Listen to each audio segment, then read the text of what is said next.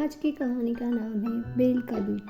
हमेशा की तरह एक दिन मौका पाकर दरबारी बीरबल के खिलाफ बादशाह अकबर के कान भरने लगे। वह कहने लगे, जहाँपनाह, बीरबल स्वयं को कुछ ज़्यादा ही अक्लमंद समझता है। यदि वह इतना ही अक्लमंद है तो उसे कहिए वह बैल का दूध लेकर आए। दरबारियों की बातों में आकर बीरबल की अक्लमंदी की परीक्षा लेने की सोची अकबर ने।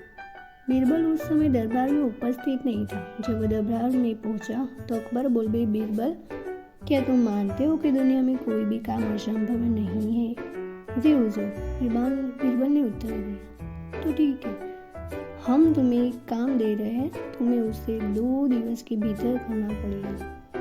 फरमाइए हुजूर, आपके हर हुक्म की तामील मेरा कर्तव्य है। बीरबल ने सिर झुकाकर अदब से बोला। ठीक है, जाओ, जाकर बेल का दूध लेकर आओ, अकबर ने आदेश दे दिया। आदेश सुनकर बीरबल भोजन का रह गया। उधर दरबारी मन ही मन बड़े प्रसन्न हुए। वे जानते थे कि यह कार्य असंभव है, क्योंकि गाय दूध देती है, बेल नहीं। क्यों बीरबल, तुमने कोई जवाब नहीं दिया? अकबर ने पूछा। बीरबल क्या कहता, वो बहस करने का समय नहीं था। वो हाँ में भर के घर लौट गया।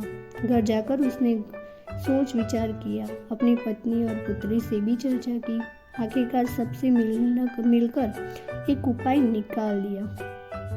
उस रात बीरबल की पुत्री अकबर के महल के पीछे स्थित हुए कुएं पर गई और पीट कर कपड़े धोने लगी। अकबर के महल की खिड़की उस कुएं की ओर खुलती थी। जोर जोर से कपड़े पीटने की आवाज़ सुनकर उनकी नींद खुल गई। खिड़की से झांककर उन्होंने देखा तो एक लड़की कुएं पर कपड़े धो रही थी। अकबर ने वहीं से चिल्लाकर उस लड़की से पूछा, बच्चे, इतनी रात गए कपड़े क्यों धो रही हो? बीरबल की पुत्री बोली, हुजूर, मेरी माता घर पर नहीं है। वे कुछ महीनों से अपने मायके में है। उनकी अनुपस्थिति में आज मेरे पिता ने एक बच्चे को जन्म दिया। दिन भर उनकी सेवा करनी पड़ी, कपड़े धोने का समय ही नहीं पाया, इसलिए रात को कपड़े धो रही हूँ। कैसी विचित्र बात कर रही हो बच्ची, आदमी भी बच्चे पैदा करते हैं क्या? अकबर ने कुछ नाराजगी से बोले। करते हैं हुजूर, जब बैल दूध दे सकता है तो आदमी भी बच्चे पैदा कर सकते, बीरबल की पुत्री ने उत्तर दिया। ये सुनना था कि अकबर की नाराजगी हवा हो गई और वो पूछ बैठे, बच्ची, कौन हो तुम?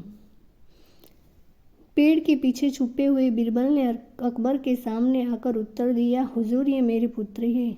ओह, तो ये तुम्हारा स्वांग था? अकबर मुस्कुराते हुए बोले। गुस्ताखी माफ हुजूर, और कोई रास्ता ही नहीं था अपनी बात को समझाने का।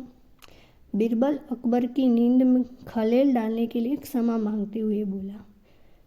इधर अकबर भी बीरबल की अक्लमंदी का लोहा मान गए। अगले दिन रात और पूरा वृत्तांत दरबारियों को सुनाते हुए उन्होंने बीरबल को उसकी अक्लमंदी के लिए सोने का हार इनाम में दे दिया।